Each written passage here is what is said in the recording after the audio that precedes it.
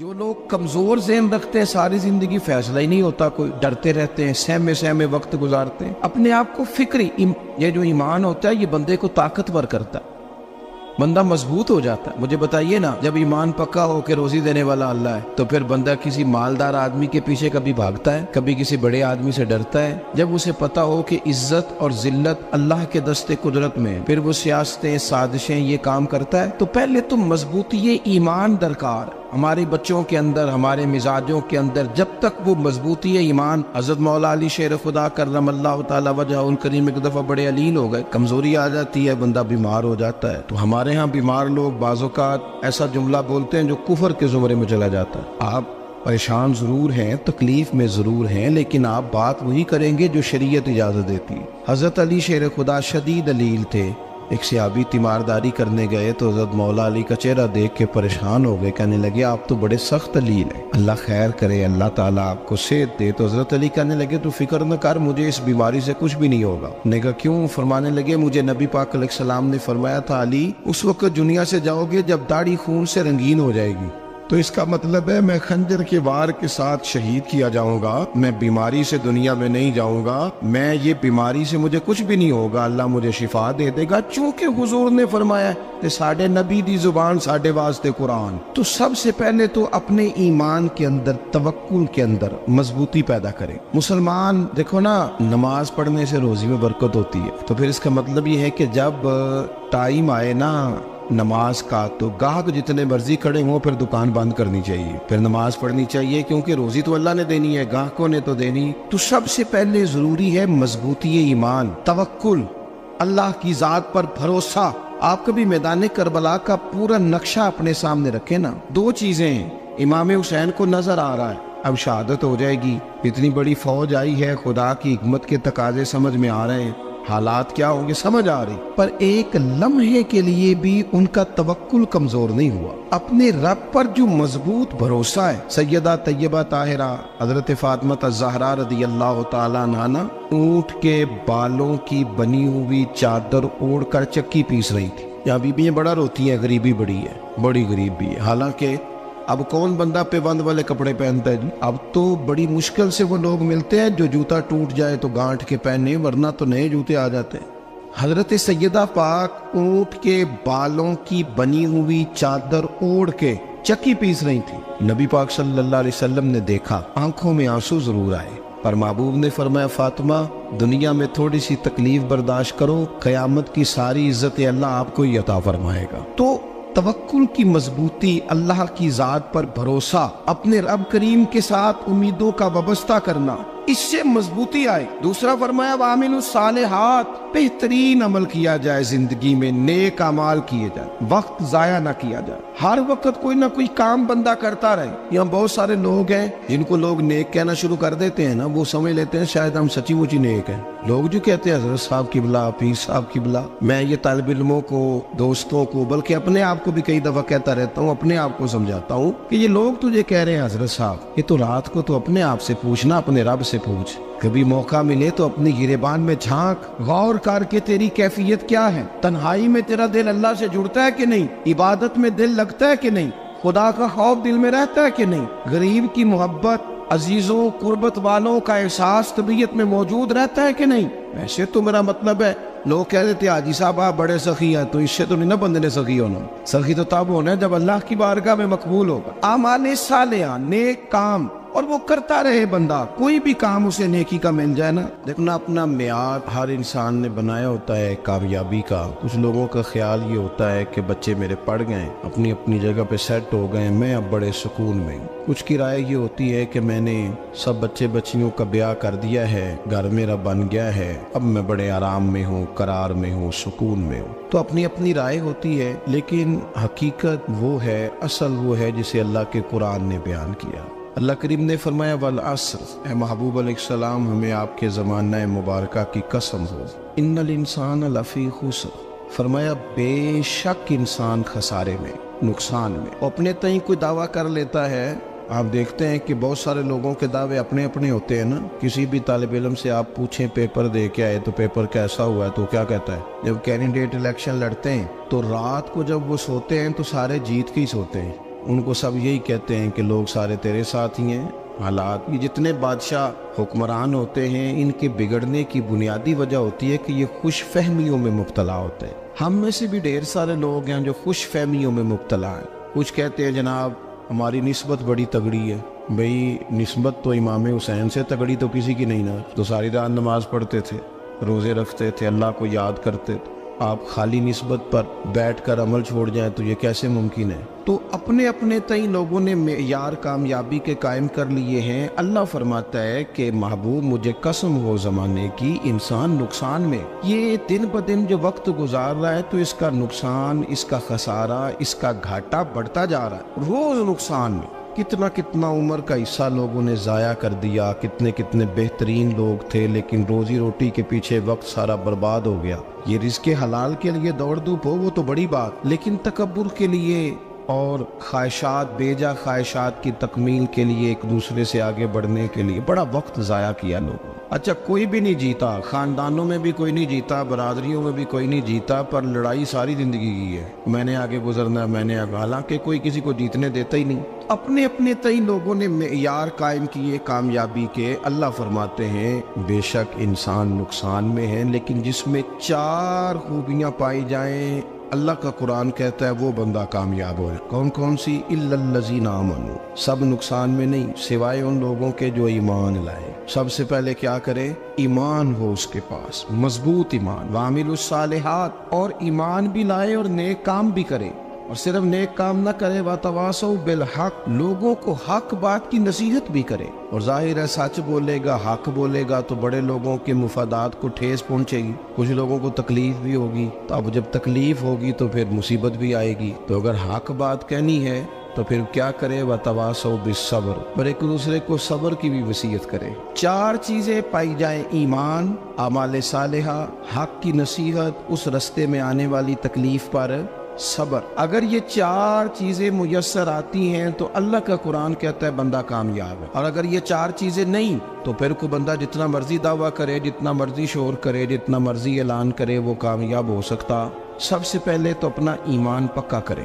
یہ جو کچی پکی باتیں کرتے ہیں نا لوگ، مسلمان جو ہوتا ہے نا، مسلمان وہ لاوارث نہیں ہوتا، وہ وارث والا ہوتا ہے۔ اس کا رب ہر وقت اپنی رحمت سے اس کی حفاظت کرتا ہے۔ مسلمان ہر وقت نبی پاک علیہ السلام کے نگاہ کرم میں رہتا ہے۔ اسے کمزور باتیں نہیں کرنی چاہیے کہ میرے کو پیچھے چڑھ گیا تو پتہ نہیں کیا ہو جائے گا، برادری مخالف ہو گئی تو پتہ نہیں کیا ہو جائے گا، سچ بول دوں گا تو لوگ پتہ نہیں مجھے مار دیں گے۔ ایسا ہو نہیں سکتا۔ چھری حضرت ابراہیم چلائے بھی نا تو حضرت اسماعیل کے حلق پہ چلنا اس نے تب بھی ہے جب اللہ حکم کرے گا، تو اللہ کی حکمت ہوگی، حکمت الہی ہوتی ہے تو کوئی کام ہوتا ہے، ورنہ ہوتا تو اپنی طبیعت میں مضبوط ایمان، توکل، اللہ پہ بھروسہ، مضبوطی افکار کی، کچی باتیں نہیں۔ دیکھو نبی پاک صلی اللہ تعالی علیہ وسلم نے فرمایا نیکی کو کبھی حقیر نہیں سمجھنا، کبھی حقارت سے نہیں نیکی کرنی کہ یہ بڑی چھوٹی ہے تو میں اس کو کروں۔ اب فرمایا کبھی حقیر نہ سمجھنا، نیکی کا کام جو بھی ملے کر دینا۔ فرمایا اگر بھائی سے مسکرا کے ملو گے بنا تو اس پر بھی اللہ تمہیں صدقے کا ثواب عطا کرے گا۔ ہم تو اس دین سے کے ماننے والے ہیں جو کہتے ہیں تو گلی سے روڑا اٹھا دے، کانٹا اٹھا دے، کسی کی تکلیف دور کر دے، کسی اس پر گنجائش کر دے، کسی کے لیے آسانی کر دے، جو بھی خیر کا کام میسر آئے پورے دن میں اسے چھوڑے نہیں۔ صبح گھر سے نکلے، وہ ایک صحابی تھے، غالباً تابعی تھے، تو بازار جاتے اپنے غلام کے ساتھ تو سارا بازار گھوم کے واپس آ گئے۔ خادم نے کہا جناب کو نہ کوئی خریدا نہ کچھ بیچا، تو آپ سارا بازار گھوم کے آ گئے۔ فرمانے لگے تیرا کیا خیال ہے؟ میں نے کچھ بھی نہیں کیا۔ کہا جناب پھر کیا کیا ہے؟ فرمانے لگے تم نے دیکھا جو بندہ بھی گزرا میں نے اس کو کہا السلام علیکم، تو کتنی کو نیکیاں میں جمع کر کے آ گیا ہوں۔ کوئی خیر جو میسر آئے، ہم سمجھتے ہیں کہ شاید کو کروڑ کو روپیہ ہوگا تو پوری مسجد بناؤں گا تو پھر میں نے نیکی کر دی ہے، شاید جناب میں، حالانکہ یہ چھوٹے چھوٹے کام ہے نا، چھوٹے چھوٹے کام، ان کی تو زیادہ ضرورت ہوتی ہے، ان کی تو زیادہ حاجت ہوتی ہے۔ کوئی آپ رستے میں گزر رہے ہیں تو نیچے کوئی کھڈا بنا ہوا ہے تو اس پر ہم کیا کرتے ہیں؟ گاڑی میں بیٹھ کے تبصرہ کرتے ہیں اے روڈ کھورے کدوں بننا ہے؟ بھئی یہ کھڈا ہے نا تو آپ نیچے اترے نا، تو آپ دھابڑا لیں نا، کئی پکڑے نا، یہ تو 5 منٹ کا کام ہے، یہاں آسانی کر دے نا آپ، اس میں گنجائش کر دیں۔ حضور سید عالم علیہ السلام نے فرمایا، امام راضی نے حدیث لکھی ہے، قیامت کے دن ایک بندے کو اللہ معاف کرے گا تو مالک وہ بندہ عرض کرے گا، یا اللہ میں تو بڑا گنہگار ہوں، کس وجہ سے معافی ہوئی؟ فرمایا رات کے وقت تو گزر رہا تھا، تیرے پیر سے روڑا ٹکرایا تھا، تو نے اٹھایا ادھر ادھر دیکھ کے کہ کوئی اللہ کے کسی بندے کو تکلیف نہ ہو جائے۔ کہ مالک وہ تو میں نے زمانہ بیت گیا، کوئی اتنی بڑی بات بھی نہیں سمجھی۔ تو رب کریم نے فرمایا تو رات کے اندھیروں میں بھی میرے بندوں کا خیال رکھتا تھا، تو میں تیرا خیال نہ کروں؟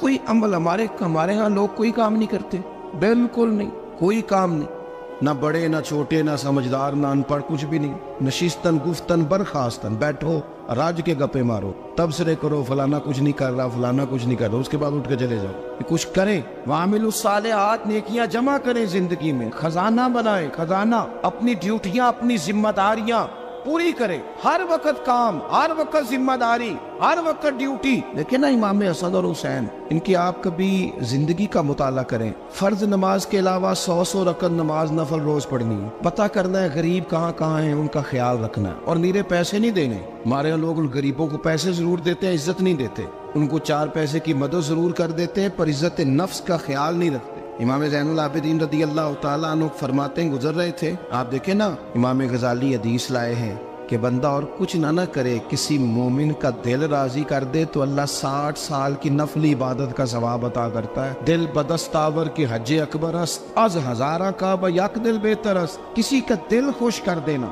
اس کو راحت دے دینا، اس کو قرار دے دینا، اس کے لیے کوئی ایسا سامان کر دینا کہ بندہ مطمئن ہو جائے، سکون ہو جائے۔ یہ ہمارے ہاں جو لوگ ہوتے ہیں نا، سرکاری ملازمین، ڈیوٹیوں والے، ان کی طبیعتوں میں تلخی ہوتی ہے۔ یہ اگر صرف پیار کرنے لگ جائے نا، سے وابستہ لوگ میرے احباب میں سے ہیں، تو میں ان سے کہتا ہوں کہ شفا تو اللہ نے دینی ہے، چلو تم دعائی تو آج کے دیا کرو نا، تم آنے والے کی بات تو توجہ سے سنو۔ وہ بیچارہ اپنی بات، ہمارے ایک بزرگ تھے تو تعویذ لکھا کرتے تھے، بڑے عالم تھے، مجھے کچھ تھوڑی سی نا میرے دل میں ان کے بارے میں خفگی رہتی تھی کہ آپ اتنے بڑے عالم ہیں، آپ کتاب لکھیں، آپ تعویذ لکھ رہے ہیں، اور پھر لوگوں نے کمائی کرنی ہوتی ہے، آپ تو مفت دیتے ہیں سارا کچھ، اتنی لمبی ڈیوٹی، سارا دن بیٹھے رہتے ہیں آپ اور لکھتے تعویذ ہیں۔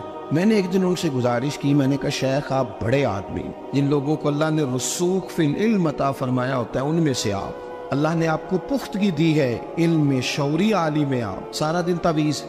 فرمانے لگے یار میں تعویذ نہیں لکھتا، اصل مسئلہ یہ ہے کہ جو تعویذ لینے آتا ہے وہ اپنا سارا دکھ سناتا ہے، تو میں تعویذ نہیں لکھتا، میں نہ بس لوگوں کے کلیجے ٹھنڈے کرتا ہوں، میں کسی کا، اب تو بچوں کے پاس ٹائم ہی نہیں، وہ تو ابا کا دکھ نہیں سنتے، تو بیٹھتے ہی نہیں۔ اماں کہہ رہی ہوتی ہے کہ پتر کو 10 منٹ میرے پاس بھی بیٹھا کر، لیکن پتر مصروف بڑا ہے، ویڈیو چڑھانی ہے اس نے۔ ہم الجھ گئے، یہ چیزیں انسان کو نفسیاتی طور پر کمزور کر دیتی ہیں، جو لوگ زیادہ یہ کام کرتے ہیں ان کے حافظے کمزور ہو جاتے ہیں، وہ الجھ جاتے ہیں، انہیں پتہ نہیں ہوتا رات میں نے کیا کہا تھا، صبح میں کیا کہہ رہا۔ ہر وقت نہیں، ضرورت کے وقت، ہر ٹائم نہیں، مخصوص اوقات میں۔ حضرت امام زین العابدین رضی اللہ تعالیٰ عنہ فرمانے لگے، ہم گزر رہے تھے، امام حسین ساتھ تھے، تو رستے میں نہ کچھ غربا، غریب لوگ بیٹھ کے کھانا کھا رہے تھے، کہتے ہماری ان پر نظر پڑی، تو انہوں نے حضرت امام حسین رضی اللہ تعالیٰ عنہ سے کہا حضور آئیے تشریف لائیے کھانا کھائیے۔ وہ ضروری نہیں ہوتا آپ کو سب کا کھانا پسند ہی آئے، ٹیسٹ اپنے اپنے ہوتے ہیں، یہ ضروری تو نہیں۔ کھانا پسند نہ بھی آئے تو دل تو پھر بھی راضی رکھنا چاہیے،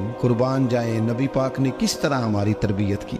حضرت عائشہ صدیقہ رضی اللہ تعالیٰ عنہ فرماتی ہیں، کریم محبوب کا میں نے یہ طریقہ دیکھا کہ اگر کھانا ناپسند ہوتا تو چھوڑ دیتے، پر کبھی اس میں سے نقص نہ نکالتے، عیب جوئی نہ کر۔ گرمی کے موسم میں کھڑی ہے بیچاری خاتون، اور کتنی مشقت سے اس نے کھانا بنایا، اور کتنی گرمی صحیح ہے چولہے کے سامنے، لیکن صاحب کو کھانا رکھا ہے تو وہ کہتے ہیں یہ تو کی پکایا ہے، وہ کھانے والی چیز ہے بھئی، اس طرح کرنا، اب جو اگلی انڈیا وہ تو پکا، آنا تو کھڑا ہو۔ یہ پتہ چلی یہ کام کتنی مشقت کا ہے۔ زندگی میں کچھ تھوڑا سا دوسروں کا خیال رکھنا، یہ بھی تو دین کا حصہ ہے۔ آپ اپنی زندگی میں ہمیشہ اپنے لیے سوچیں، کسی اور کا سوچیں ہی نہ۔ تو میرے عزیز یاد رکھیں گے آپ، امام زین العابدین کہتے ہیں نبی پاک صلی اللہ تعالیٰ علیہ وآلہ وسلم نے نا حضرت امام علی مقام کی، امام حسن اور حسین کی اس طرح سے کچھ تربیت فرمائی تھی کہ غریب پروری ان کے اندر رچ بس گئی۔ مزاج بن گیا. وہ غربا بیٹھے تھے دسترخوان بچھائے سڑک کے کنارے, تو امام حسین گزرے تو انہوں نے آواز دی. امام صاحب لوگ ذائقہ نہیں لگے, حضور تھوڑی روٹی نہیں کھا لیتے ہمارے ساتھ؟ تو امام صاحب آ گئے, نیچے بیٹھ گئے غریبوں کے ساتھ. کوئی جرت کرے نا, چلو امیروں نے تو غریبوں کے ساتھ بیٹھنے کی جرت نہیں کرنی, کوئی پیر ہی بیٹھ جائے غریبوں کے ساتھ, وہی مہربانی کر دے کہ میں پیر صاحب ہوں, قبلہ ہوں, تو میں ہی چلو لنگر کھا لوں مریدوں کے ساتھ بیٹھ کے. ہماری تو محفلوں میں بھی نا جی, نعت خانوں کا, مولویوں کا, دوسروں کا کھانا اور ہوتا ہے, اور غریب آدمی کو شاپر میں چاول ڈال کے دیتے ہیں اور ساتھ اسے کہتے ہیں یہ لنگر شریف ہے. بھئی اگر یہ شریف ہے, تبرک ہے, تو اے پیر صاحب نو نہیں سی لنگدا, اڑتا ہے گلے میں لنگر ان کو. یہ لنگر شریف جو ہے یہ نعت خان کو بھی تو گزرنا, تبرک ہے کہ نہیں؟ ہاں نہ تو کرو نا, تو جیڑی زیادہ تبرک والی شے ہے وہ پیرانو بھی تو کھانی چاہیے نا. نعت خان کو اس کے لیے لہدا سے مرغ مسلم اعلیٰ کھانے. میں اکثر دوستوں سے کہتا ہوں چلو میلاد شریف پہ صحیح سب کے لیے اچھا کھانا پکاؤ. چلو جس غریبوں کے بچوں کو بیچاروں کو سارا سال وہ بوٹیوں کے لیے لڑتے ہیں, تم میلاد پہ اچھی روٹی پکا دو, تو بچہ جب کھائے گا نا بہت ساریاں بوٹیاں اور چاول, اور اپنے ابا سے پوچھے گا کہ ابا جی آج کی گل ہے, تو ہو سکتا ہے غریب باپ روئی پڑے اور اسے کہے پتر تو آج راج راج کے کھاج ساڑھے نبی پاک دا میلاد شریف. تو امام حسین رضی اللہ تعالیٰ عنہ نا آ کے غریبوں کے بیچ بیٹھ گئے زمین پہ. انہوں نے کہا کھائیے, تو وہ جس طرح وہ کھا رہے تھے نا سادے برتنوں میں سادے, امام حسین کھانا کھانے لگ گئے. میں نے کہا خیر کا کام کوئی بھی ملے اسے ضائع, چلو اور کچھ نہیں کر سکتے تھے, کسی کو سڑک ہی پار کرا دے نابینا کو, چلو اور کچھ نہیں کر سکتے, تو آپ کو پتہ ہے کہ سامنے والا بوجھ لے کے گزر رہا ہے, آپ تھوڑا سا ہٹ جائیں روڈ سے, اسے گزر لینے دیں. کوئی تو کام زندگی میں, کوئی ارادہ تو خیر کا بندہ کرے. امام حسین بیٹھ گئے, ان کے ساتھ روٹی کھائی. تھوڑی دیر کے بعد اجازت لی, فرمایا جاؤں؟ کہنے لگے حضور اور کھائیے. فرمانے لگے میں تو ابھی روٹی کھا کے آیا تھا اور آج تک ایسا نہیں ہوا کہ دوبارہ کھانا کھاؤں. ایک لقمے کی بھوک نہیں تھی, جتنا بھی کھایا ہے نا یہ تمہارا دل خوش کرنے کے لیے کھایا ہے. غربا مساکین کی وعامل الصالحات, ایماندار بندہ ایمانداروں جیسے کام کرتا ہی اچھا لگتا ہے. 25 حج کیا امام حسن اور حسین نے مدینے سے مکے پیدل جا کے. میں کہتا ہوں چلو ہم باجماعت نماز ہی پڑھ لیا کریں. چلیں, حضور صلی اللہ علیہ وسلم نے فرمایا فجر کی نماز پڑھ کے بیٹھ جاؤ, اشراق چاشت تک اللہ کا ذکر کرو. 2 نفل اشراق کے 2 چاشت کے پڑھ لو, اللہ 2 حج اور 2 عمرے کا ثواب عطا کر دے گا. مشکل کام تو نہیں. اہل بیت نے ہمیں سبق یہ پڑھایا ہے, حضور کے اصحاب نے ہمیں سبق یہ پڑھایا. تیسری بات فرمایا وَتَوَاصَوْا بِالْحَقِّ, صرف یہ نہیں کہ تم نماز پڑھ کے تو بیٹھ جاؤ, تم نے نا بے نمازی کو نماز کی دعوت بھی دینی ہے. مظلوم پر ظلم ہوتا رہے اور کونے میں چپ کر کے بیٹھے نہیں رہنا, بلکہ اگر ہاتھ پکڑا جا سکتا ہے تو ظالم کا ہاتھ پکڑنا ہے. نبی پاک علیہ الصلوۃ والسلام نے فرمایا اپنے بھائی کی مدد کرو چاہے وہ ظالم ہو یا مظلوم ہو, بھائی کی مدد کرو چاہے ظالم ہو یا مظلوم ہو. تو صحابہ نے عرض کی یا رسول اللہ صلی اللہ تعالی علیہ وسلم یہ مظلوم کی مدد تو سمجھ میں آتی ہے, یہ ظالم کی مدد کیسے کریں؟ نہیں سمجھ آ رہی ہے آپ کو بات؟ یا رسول اللہ صلی اللہ تعالی علیہ وسلم مظلوم کے ساتھ کھڑا ہونا تو ہماری عقل میں آ گیا, تو ظالم کی مدد کیسے کرنی ہے؟ نبی پاک صلی اللہ تعالی علیہ وسلم نے فرمایا ظالم کو ظلم کرنے سے روک دو, تم نے اس کی مدد کر دی, اسے باز کرو. لیکن ہم تو اتنی جرت ہی نہیں رکھتے بدی کو بدی کہنے کی, اتنی طاقت ہی نہیں ہوتی. جھوٹ کو جھوٹ کہنے کی ہمت, ہمارے گھر میں سارا کچھ ہو رہا ہوتا ہے, ہمیں پتہ ہوتا ہے کہ فلاں جگہ پہ ہمارا قبیلہ ہماری برادری غلط ہے, پر اتنی جرت کرتے. ہم سچ بولتے ضرور ہیں پر دوسروں کے بارے میں, اپنے بارے میں سچ بولنے کو تیار نہیں ہوتے. جرت کا مظاہرہ کریں زندگی میں, حق کو حق کہنا سیکھیں, غلط کو غلط کہنا سیکھیں, جھوٹ کو جھوٹ کہیں, بدی کو بدی کہیں, سچائی کا ساتھ دیں ہمیشہ.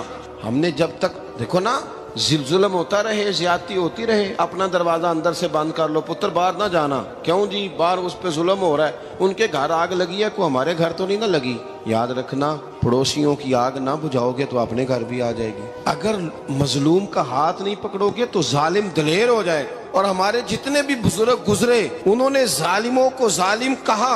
امام احمد بن حنبل نے جیل کاٹی, امام اعظم ابو حنیفہ نے جیل کاٹی. آج کل لوگ کہتے ہیں مولانا صاحب آپ نے نا جناب غلط کو غلط نہیں کہنا, سیاست کی بات نہیں کرنی. کیوں جی؟ کس لیے نہیں کرنی؟ سیاست تو تدبیر کا نام ہے. بنو اسرائیل میں جتنی بھی تدبیر ہوتی تھی وہ سارے انبیاء کیا کرتے تھے. کیوں نہ بات کریں؟ یہ جن کرسیوں پہ آج تم نے ظالموں جابروں کو بٹھایا, یہ کرسی تو حضرت ابوبکر صدیق جیسے لوگوں کی ہے, یہ تو حضرت عمر جیسے لوگوں کی سیٹ ہے, حضرت عثمان غنی جیسے لوگوں کا کام ہے, مولا علی جیسے لوگوں کا کام ہے. غلط جگہوں پہ غلط لوگ بٹھا دی اور پھر جھوٹے کو جھوٹا بھی نہ کہیں، ظالم کو ظالم بھی نہ کہیں۔ ہم سے نہ رقم ہوں گے قصید یزید کے، کیونکہ ہم لوگ تو حسین کے سیرت نگار ہیں۔ یہ کیا بات ہوئی، آپ سچی بات ہی نہ کریں، کلمہ حق کہیں، ہمیشہ کھری بات کہیں، سچی، گرچہ اپنا نقصان ہو، حق کے ساتھ کھڑے ہونا سیکھیں۔ وَتَوَاصَوْا بِالْحَقِّ، ساری آسانی تھی، امام حسین کو کوئی مسئلہ نہیں تھا، آرام سے بیٹھے تھے۔ آج کتنے موجوں میں بیٹھے ہیں، پیر صاحبان، مولوی صاحبان، خطیب صاحبان، سیاستدان، وڈیرے، موج لگی ہوئی ہے، کسی کو کچھ نہیں کہنا، کچھ کہیں گے تو پھر بندے مخالفت کریں گے۔ تو امام حسین مسجد نبی میں جمعہ پڑھاتے تھے، چپ کر کے بیٹھے رہتے، حضور سید عالم علیہ السلام کے مزار انور کے پاس بیٹھے تھے، بیٹھے رہتے۔ لیکن امام حسین نے فرمایا ظالم حکمران بنے تو وہ قوموں کو تکلیف دیتے ہیں، وہ ملی نقصان کرتے ہیں، وہ امت کا چہرہ مہرہ بگاڑ کے رکھ دیتے ہیں، لہذا کھڑے ہونا پڑتا ہے، کلمہ حق کہنا پڑتا ہے، الہی کلمت الحق کے لیے نکلنا پڑتا ہے۔ آپ اپنی زندگی کے اندر سچی بات کرنا سیکھیں۔ الیکشن کے دن آ گئے، میرے ایک بڑے محبت والے ساتھی تھے، وہ آ گئے ووٹ کے لیے۔ ویسے بھی یہ جو بیماری ہمارے ملک میں نا جی، ہمارے ہاں حکمران بعض اوقات کہتے ہیں اوے ہو جی جمہوریت بڑی ضروری ہے۔ وہ بھی کس مصیبت کا نام ہے جمہوریت؟ اقبال تو کہتے ہیں کہ یہ وہ چیز ہے کہ جس میں پتہ ہی کوئی نہیں ہوتا، پڑھے لکھے ان پڑھ کا، چھوٹے اور بڑے کا، سیانے اور بیوقوف کا۔ جمہوریت وہ طرز حکومت ہے کہ جس میں بندوں کو گنا کرتے ہیں، تولا نہیں کرتے رہتے ہو ہر وقت۔ قوم کو اس کا حق ملنا چاہیے، غریب کی مدد ہونی چاہیے، انصاف ملنا چاہیے۔ باقی یہ تمہاری کہانیاں ہیں ڈکٹیٹرشپ اور جمہوریت، اور ہمیں تمہاری سمجھ بھی نہیں آتی۔ ہر ڈکٹیٹر کے ساتھ ہوتے ہو، باتیں جمہوریت کی کرتے ہو، جہاں تمہارا دل کرتا کھڑے رہتے ہو۔ ہمیں تو کوئی اس سے غرض نہیں، کام ہونا چاہیے، بلکہ جو لوگ قوت نافذہ رکھتے ہیں انہیں سمجھنا چاہیے کہ ملک کی بھاگ دوڑ ہمیشہ مضبوط ہاتھوں میں رہے، اور وہ اس طرح کا نظام وضع کریں، مل بیٹھے سارے ادارے کہ غریب کی سنی جائے۔ وہ مجھے بڑی اچھی طرح یاد ہے جب وہ ایک حکومت ختم ہوئی اور جو ایک فوجی رہ کے گئے تھے 11 سال، ان کی حکومت آئی تو میں باہر نکلا تو ایک بزرگ تھے، وہ صبح صبح ناشتہ بیچا کرتے تھے ہمارے علاقے میں، چاول اور چنے بنے۔ تو میں نے ان سے کہا بزرگوں پتہ لگا جی رات دی حکومت بدل گئی ہے۔ تو فرمان لگے پتر جیڑا مردی بھی آ جائے، میں تو چاول بیچ کے روٹی کھانی، ہمیں تو ان سے غرض ہی نہیں، اللہ جانے کون آیا کون گیا، تو کھیل تماشا بنایا ہوا ہے۔ تو جھوٹے کو جھوٹا کہیں۔ میرے ایک دوست ہیں الیکشن لڑتے ہیں، مجھے ایک دفعہ آ کے کہنے لگے آپ نے کبھی ووٹ نہیں ڈالا، اس دفعہ ضرور ڈالیں۔ میں نے کہا نہیں ڈالتا میں۔ کہنے لگے ووٹ قوم کی امانت ہے، تو میں نے کہا امانت کسی بے ایمان کو دے دوں؟ امانت تو امانت دار کو دی جاتی۔ نہیں سمجھے آپ بات؟ یہ سارے کہتے ہیں نا ووٹ قوم کی، تو امانت کس کو دینی چاہیے؟ صحیح بتاؤ۔ چلو ہوں تسی بولنا نہیں، بس دل وچ گل رکھنی، دل وچ دیندے ویسے امانت دارا نہیں ہونا۔ نہیں میں نے کہا بولنا نہیں، ہمیں کسی کو پتہ نہ لگ جائے، دیتے ویسے امانت داروں کو ہی ہو نا۔ یہ اپنے دل سے پوچھو، فیصلہ لو، اللہ سے ڈرو۔ ظالم کا مددگار ظالم ہوتا ہے، ظالموں کا مددگار ظالم ہوتا ہے۔ وہ تیرے میرے ووٹ پر جیت کر جب ظلم کرے گا تو پھر کون ہے جو یہ دعویٰ کرے گا کہ جناب میں ظالم کا مددگار نہیں؟ سوچو سمجھو، غور کرو۔ امام حسین رضی اللہ تعالیٰ عنہ نے فرمایا سچ کو سچ کہیں گے، جھوٹ کو جھوٹ کہیں گے۔ یہ نہیں ہو سکتا کہ جناب ظلم ہوتا رہے اور چپ رہے۔ اور یہ سبق کہاں سے پڑھا انہوں نے؟ مولا علی شیر خدا سے۔ جب حضرت عثمان غنی رضی اللہ تعالیٰ عنہ پر بلوائیوں نے حملہ کیا نا، تو چونکہ حضرت عثمان غنی خالو تھے امام حسن اور حسین کے، حضرت عثمان خالو ہیں، سگے خالو ہیں، تو حضرت مولا علی شیر خدا نے یہ نہیں کہا کہ پتر اتنے بندے آ گئے ہیں، تلواریں ہیں، محاصرہ ہے، باہر نہ نکلنا، بلکہ حضرت مولا علی نے خود اپنے دونوں بیٹوں کو تلواریں پکڑائیں اور حضرت عثمان غنی کے دروازے پہ کھڑا کر کے کہا پتر خیال رکھنا تمہارے ہوتے ہوئے کوئی بھی شخص حضرت عثمان غنی کا دروازہ نہ کراس کر پائے۔ خود اپنے بچوں، ہر جنگ میں حضرت علی ساتھ لے کے جاتے تھے۔ ہم تو بچوں کو دلیری سکھاتے ہی نہیں، بزدل۔ اور کچھ ہمیں بابے مل گئے، وہ کہندے ہیں منڈے نو سایا ہے، میں کہ بابے نو آپ سایا ہے، انہوں بھی کرو دم کراؤ، اس کو نظری سایا آتا ہے۔ کیسے نادانوں سے پالا پڑ گیا۔ کیا ہوتا ہے وہ سایا؟ اچھے بھلے سیانے نوجوان بتی بند کر کے اندر لیٹا ہوا ہے بچہ ہے، بابا کہہ گیا انہوں سایا ہے۔ بابا کہڑا کہہ گیا ہے جڑا باہر روٹی لین آیا سی، بھی ایڈی پہنچی سرکار ہوندی تے ٹکر ہی گھر کھا لیندی۔ لوگوں کے قسمت کا حال بتاتا ہے، اپنی اتنی خراب ہے کہ مانگتا پھرتا ہے۔ کیا مذاق بنایا ہم نے اپنے ساتھ۔ تھوڑے سمجھدار ہو جائیں، ہر بندے کی بات کا اثر قبول نہ کیا کریں۔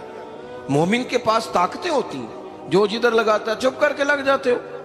ان الذین قالوا ربنا اللہ ثم استقاموا تتنزل علیہم الملائکہ، اللہ کہتا ہے تو ڈٹنا سیکھ، رب کا نام لے کے ڈٹ جا، رب تیری مدد کے لیے فرشتے بھی نازل کر دے گا۔ فرمایا یہ نبی مومنوں کے جانوں سے بھی زیادہ قریب ہے۔ ہم بڑا عام لفظ بولتے ہیں کہ فلاں چیز میرے دل کے بڑی قریب ہے، میری سوچ کے بڑی۔ جو لوگ دل کے قریب ہوتے ہیں ان کے پاس اٹھنے بیٹھنے کو دل کرتا ہے۔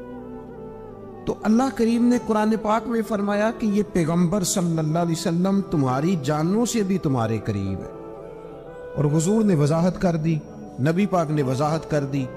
حضور نے فرمایا لا یؤمن احدکم حتی اکون احب الیہ من والدہ وولدہ والناس اجمعین، او کما قال نبی صلی اللہ علیہ وسلم۔ فرمایا تم میں سے کوئی اتنی دیر تک مومن ہو ہی نہیں سکتا جب تک ہر چیز سے بڑھ کر مجھ سے پیار نہ کرے۔ ایک مثال دے لوں، بات آسان ہو جائے گی۔ جس گھر کے اندر پیسہ بے شمار ہو، دولت بے شمار ہو، مکان ایک نہیں چار ہو، اور دنیا کی ساری آسانیاں گھر میں موجود ہو، سارے دوست میری بات پہ توجہ کرنا، ہر شے ہو، بینک بیلنس بھی ٹھیک ٹھاک ہو، بچوں کا فیوچر سیف ہو، لیکن گھر کے اندر میاں بیوی کی صلح نہ ہو، بچے کہتے ہیں گھر میں ہر چیز ہے پر امی اور ابا کا جھگڑا ہر وقت جاری رہتا ہے، وہ گھر صحیح چلتا ہے؟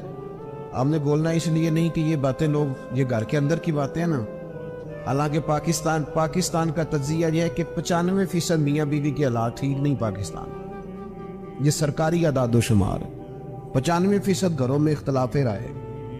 یہ بات ذہن میں بٹھا لیں کہ میاں بیوی کا اگر اتفاق نہیں نہ ہوتا تو وہ کہیں کہ گھر میں کوئی بھی خوشی رہے گی تو یہ ممکن ہی نہیں، یہ سوال ہی نہیں پیدا ہو۔ 6 بچے ہوتے ہیں اور شادی کو 24 سال گزر جاتے ہیں، پھر بھی طلاق ہو جاتی ہے، اس لیے کہ میاں بیوی کے لیے سب سے ضروری چیز آپس کی محبت ہے۔